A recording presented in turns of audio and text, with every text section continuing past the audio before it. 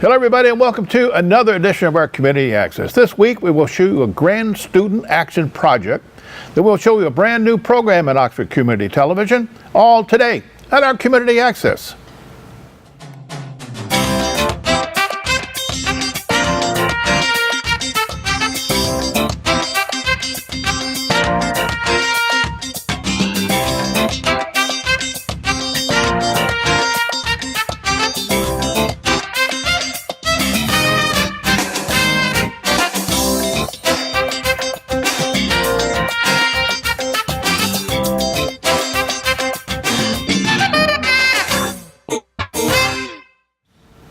Welcome back. Oxford Daniel Axford second grade has a student action project, and our photographer, Russell Currier, was there.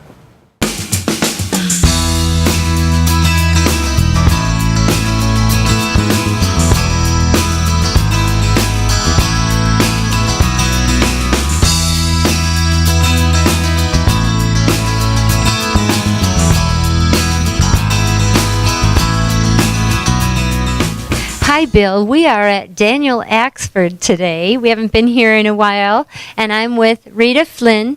Yes.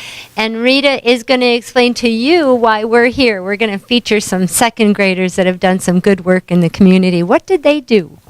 Well, here at Daniel Axford, I am actually the International Baccalaureate Coordinator, so I help support the students with various things. One in particular is action, and what that means in our world is that they would contribute somehow to the local or global community.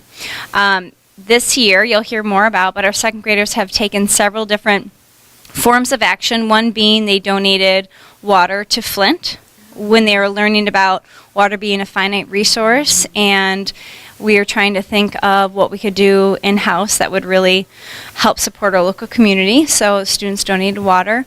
We also have a nursing home that's right down the road, and we had them make over 100 different charms to bring over to the nursing home. Another action project that we did just to help contribute to our school community was our students, each second grade student painted a rock, and I think you got a video of that earlier, which is just, again, anything that we can do that really highlights what is meaningful to the students, and what's meaningful to the students are things that they create. So putting that out there too. Mrs. Green, as well as all the other second grade teachers, have contributed greatly to taking action locally and globally. Earlier in the year, we met with the Pollyann Trail Manager, and our students had a goat week in which they raised money to help support the goats taking care of the invasive species on the trail. And we had our students meet the goats, and we had the class that raised the most money got to name a goat, and they named it Billy.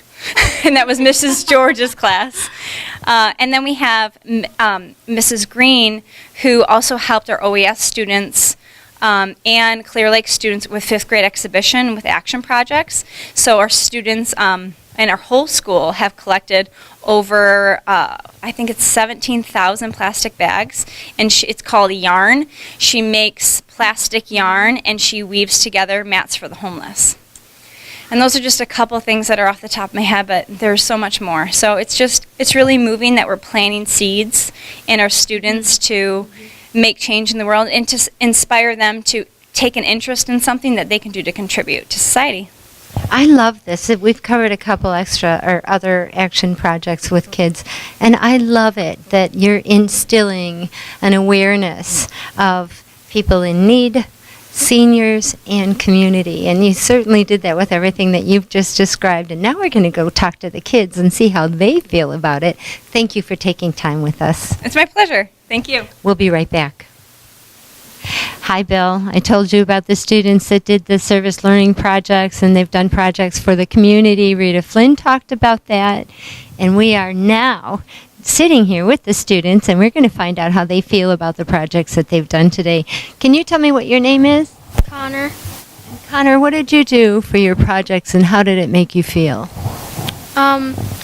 We gave water to Flint because they don't have very much water to drink. So then I just thought that they would that they need to be able to live, so we should help them survive.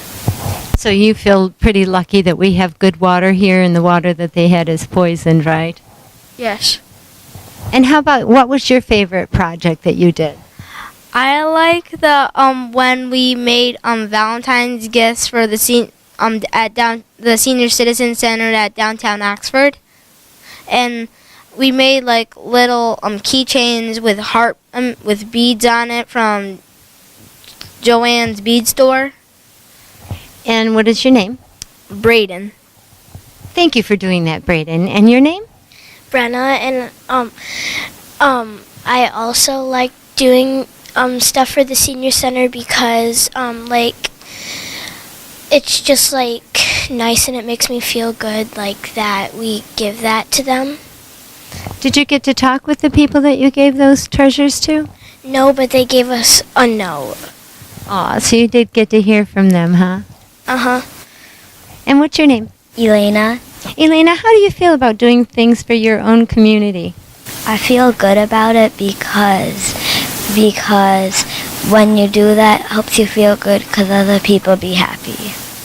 There are other people that are less fortunate than us here in this community, right? Yes. And your name? Morgan. Morgan, tell me about those rocks. We got some pretty good pictures of those rocks. What do they mean to you? They. I forgot. Did you paint one of those rocks? Mhm. And what did you do? We painted fish. You hope yours is going to stick around for a while, right? Mhm. What was your favorite project? Reusing tissue boxes. So you're into keeping things clean and recycling and helping the community stay clean? Mhm. Good girl. And what's your name? Mikey. Mikey, what was your favorite project that you did this year and why? My favorite project was cutting up a plastic bag so animals won't get hurt or caught in it. Oh, that's really a good thing. And then what do you do with those plastic bags? I threw it out. Good for you. And what are you going to do at home to try to keep things nice, clean at home and help it around the house and community project kind of thing? Save some electricity, save water, recycle.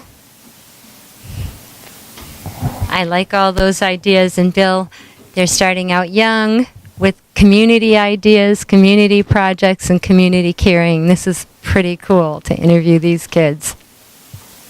What I need to find out from you is, what are they doing? We're actually rolling plarn, which is plastic yarn. It's made out of plastic bags that we would normally either throw away or hopefully recycle. And the boys and girls are helping to make plarns so that we can crochet it or knit or weave it into mats for the homeless. And we actually have 10 over there that are going over tonight, and we've already donated 6 other ones. Well, who does all the legwork for that? I obviously these bags had to come from somewhere, and then The whole school has, actually our classroom started it, and then the whole school got involved in it, and then other schools in the district, Clear Lake, OES has been donating bags, and I know Clear Lake is rolling plarn balls. That's what we call the balls. It's just like yarn. right. And then the students have been helping to flatten the bags and get them ready for cutting. And then I do the cutting. But then they're rolling them into the balls. And we've had a grandma in the classroom has helped make some. We've had an ex-parent of a student of mine made one. And then I've made a number of them. And we're going to be donating the extra plarn to other places that are using it to make the mats. So, and then it goes to the homeless. Does somebody take it to, say, a homeless shelter or a mission? Yes, they're going to homeless shelters, and what they do is they're rolled up and they have handles on them, so they're easy to carry. And the nice thing about the plastic is that bugs aren't attracted to them. They act as a cushion from the ground, but they can also be used like as a blanket to keep you warm. And It seems like they would wick water away from them as well. Yes. Oh, and if they get dirty, they're easy to wash off, and so I guess it's something they've been doing all around the country now. So it's a great way to not only keep them out of the landfill, the plastic bags, but to do something very kind for others. Now, is this something you'll continue on with next year? So should people start saving their bags? Is there someone they can contact if they want to do this as well? Well, actually, I probably will pursue a different project next year. I know that Independence Village is where I'm taking the completed mats to, and then they're donating them. Their residents are creating them now, but I know they have a lot of plan already, so I don't know if they would be wanting more bags in the future or not. We'll leave that alone. Yeah, sorry. Okay, well, I'm pretty proud of your class for doing this. Many, many hands helping you out, so thank you for letting us come in. Well, thank you very much for coming. Okay, so how do you think your kids did with these projects this year? How did they absorb what we were actually trying to teach them? And I'm sure you're pretty proud of them. Oh, I'm very proud of them. They're just amazing. They just went with everything that we talked about in our International Baccalaureate program. We talk about taking action and talking about others, doing things for others. And they made 153 beaded projects for the Senior Center in Oxford, and they were so excited about it. And when we received a letter back from one of the seniors, wrote us a handwritten letter thanking us, it made them so happy. And then in our science unit, we talked about water and how precious it is. And then one of the students said, you know, maybe we should do something with water, like raise money for water or thing. And we talked about Flint, and so that's when we raised the water for Flint. And so they want to help others, and that's what's such a lovely thing, and it's a gift that I can give to my students to learn now that you should help others, not just think of yourself. Well, thank you for instilling that in them. This was a lovely group of students. They were so mild-mannered and well-behaved, so you're doing your job well, too. Well, I think it's also the parents. Thank you for letting us in here today. Thank you for coming.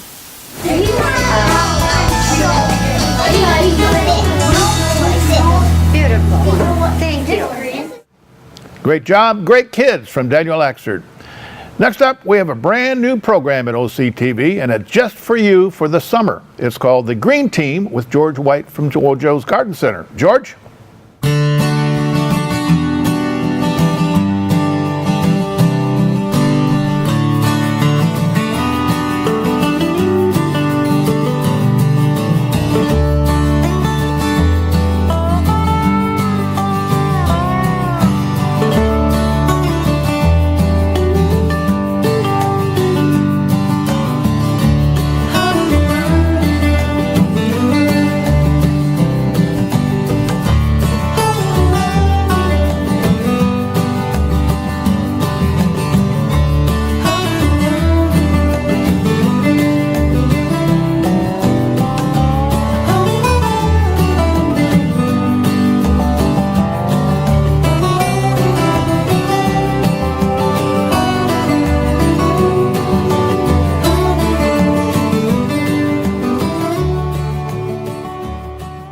Welcome back to Wojo's Greenhouse and Garden Center here in Ortonville. I'm George, and we're initiating a new program that will talk about different gardening topics, and we're going to do this for a couple months.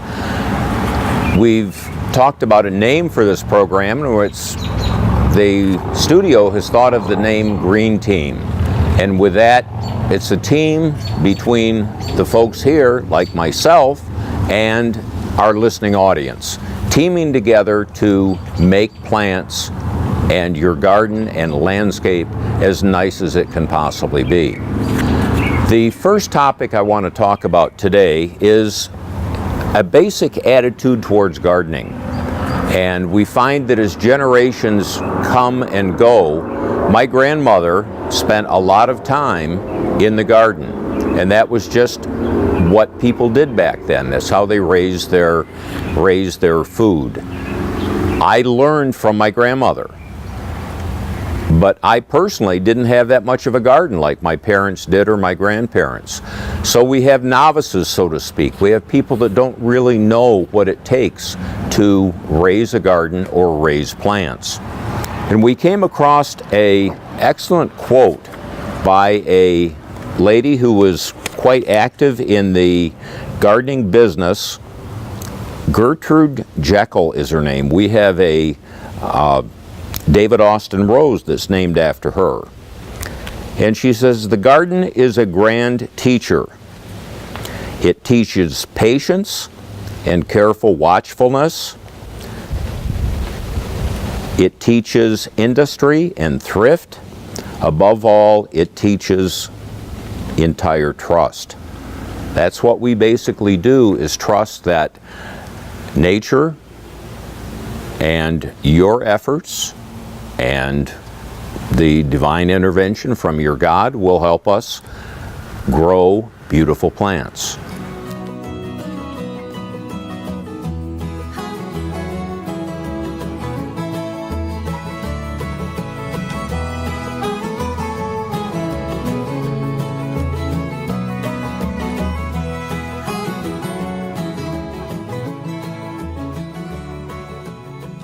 For our last segment, I wanted to take you on a tour around our garden center. A theme that I use throughout the season here is color your world. And I want to show some of the beautiful color that we have now in both the nursery, the perennial department, and in the annuals, to give you an idea of the kinds of plants that you can use to provide that distinctive color for your landscape. I'm standing right in the midst of our roses, and the roses have been outstanding this year. The color, the flowering that has taken place, it's been a very good year for the roses. I'm standing amongst the grandiflora and the climbing roses. Back behind me I have the shrub roses, the floral carpets, the drift roses, and the knockout roses, but we have a full complement of roses here for your gardening needs, and almost any color that you desire.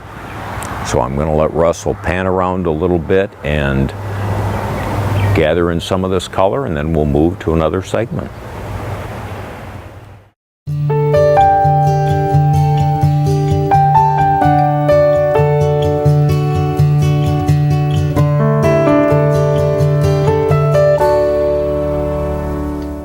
I'm standing right in the middle of our barberry varieties, and I'm standing here in front of one called Bonanza Gold. For some reason this year, yellow is a very popular color within landscapes. We've gone through this plant, reordered about 3 different times this summer as people continue to buy and enjoy this dynamic color. You also see behind the Sunjoy Pillar. Over in the next bed behind us, I have the Golden Vickery Privet. Yellow is, again, a very, very popular color this year. As we look in the bed behind us, the early hydrangeas are beginning to come into flower. It's in its name, it's called Quickfire, and it is the variety that produces the flower the earliest. So here within the hydrangea area, the one that has the most advanced flower right now is Quickfire. We're going to move next into the shade area, and I'm going to show you some new varieties of hydrangea that were developed this year and are used to promote breast cancer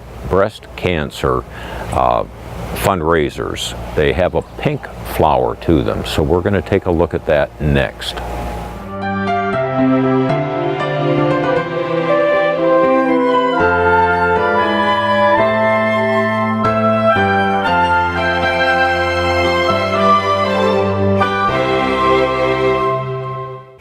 Thank you, Russell, for joining me over here in our shade area. I'm with some hydrangeas that have been around a while, plus some newer varieties. Old-fashioned, long time around, popular in the garden, the Annabelle hydrangea. 3 to 4 feet tall, nice white flower. Right now it's a little bit lime green, but it'll turn to a nice white flower. Beside it, the Incrediball. This is the proven winner variety. Supposedly an improvement over the Annabelle. Again, a little bit bigger flower, and it's again a very popular plant within the landscape. Beside these two old standbys are two newer varieties. This one that I'm standing in front of is called Invincible Ruby, with its bright red flower. And then over here, Invincible Spirit 2 with a softer pink flower coming into color now for this season. So these are offshoots of the Incrediball that had developed into these beautiful plants. These are used now to help promote breast cancer research, and that a portion of sales from some of these plants are used to go to the cancer research. So I'm going to move from this area then to show you a few other hydrangeas that are flowering, and then we're going to go into perennials.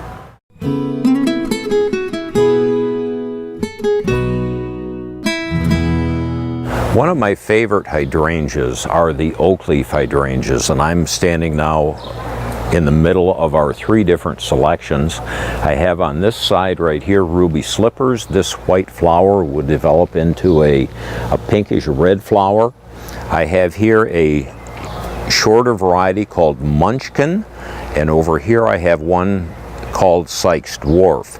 This one is a little bit of a misnomer because this will get 3 to 4 feet tall, but again, the dynamic oak leaf shaped leaf, the white flower that in the fall turns a little bit pink, but these leaves turn a dynamic red color. So it's a very special plant for your landscape, and one that I'd encourage you to consider adding. They like the shade, they like a little bit of protection.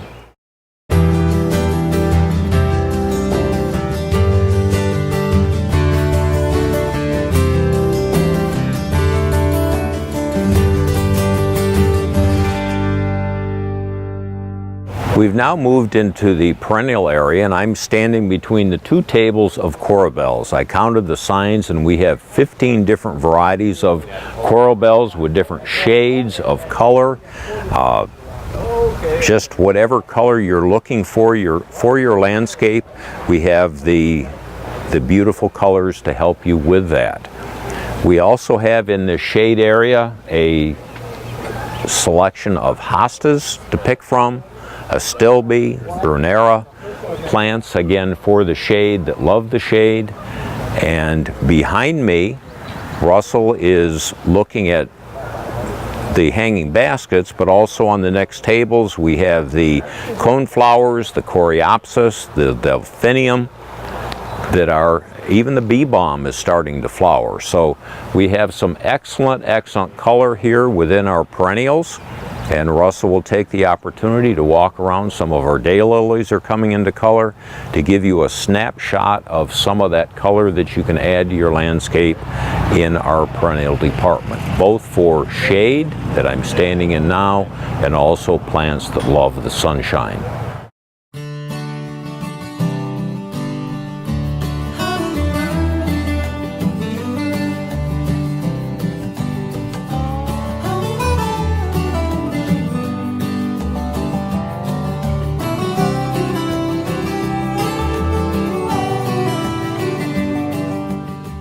The Asiatic lilies that we've grown here in our greenhouses are in color now a little bit sooner than they would be in your own landscape, but Russell's going to be taking pictures of several different colors, different varieties that are here, also interspersed with our delphinium. The delphinium right now are just spectacular with their flowers extending up into the sky. And again, on all of these tables, just filled with the special color of our perennial department. And we'll take these if we come over here. We've got some of the Gaillardia plant. Over here, some of the daisies. Again, a nice contrast and complement of the different colors and shades that are available to you. Down here, some of the Coreopsis that are yet to come into flower. So different plants to give you some different color. Back here we have some of the lilies. This one here is the Rainbow Rhythm. Here we have Going Bananas down here in front, with some clematis here in the background. Some nice examples of plants that you can use in your landscape, showing you how the different colors complement each other and how they can fit together. And I'm going to move into the annual department for the last segment.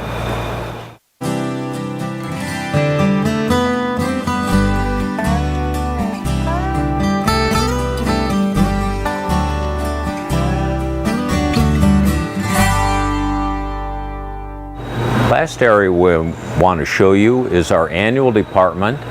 We still have a full complement of our annuals here for you. Because we stagger our crops, we have fresh plants continuing to come out. And as you can see, the tables still are filled with colors galore. Our impatiens, and again I mentioned the impatiens over the years. Some growers had issues with impatiens 3 or 4 years ago. Wojo's did not. We grew healthy plants right from the get-go, and we did not have the same issues with our impatiens that other garden centers had. And again, the begonias over here, the dragonwind begonias that are very, very popular. Coleus behind me, and then the rest of the annuals. So again, a nice selection of both hanging baskets and our bedding plants. We'll look forward to next week, and I think we're going to talk about pollinators. Now, the Green Team will be on all this summer replacing Schooling Around. The Green Team will be seen Monday through Friday, 11 and 3 and 7:30 p.m., and Saturday at 11 in the morning Saturday. Schooling Around will be back next summer. Okay? Well, that's all the time for this week, and we hope you enjoyed our program. So for our photographer, Russell Courier, and for our editor, Terry Stiles, I'm Bill Service, and you have a great, great week.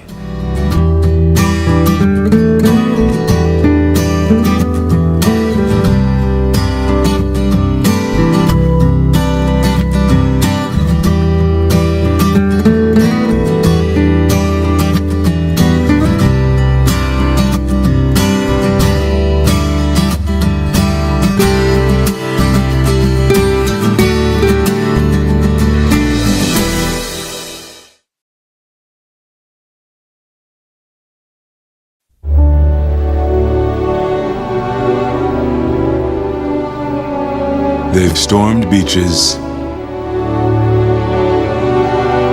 and freed countries.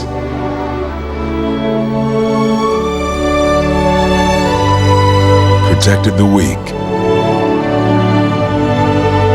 and defeated the strong. Shown courage and compassion. They've raised our flag and our hope. They've been called leathernecks. They've been called devil dogs. But above all, they're called Marines.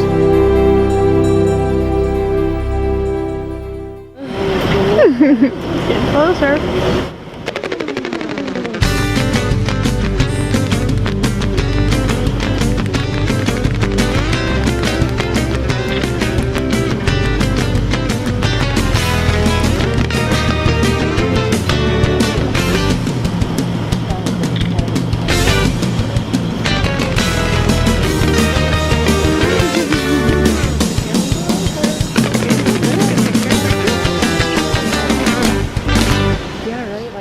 Don't miss what's going on in your local government meetings.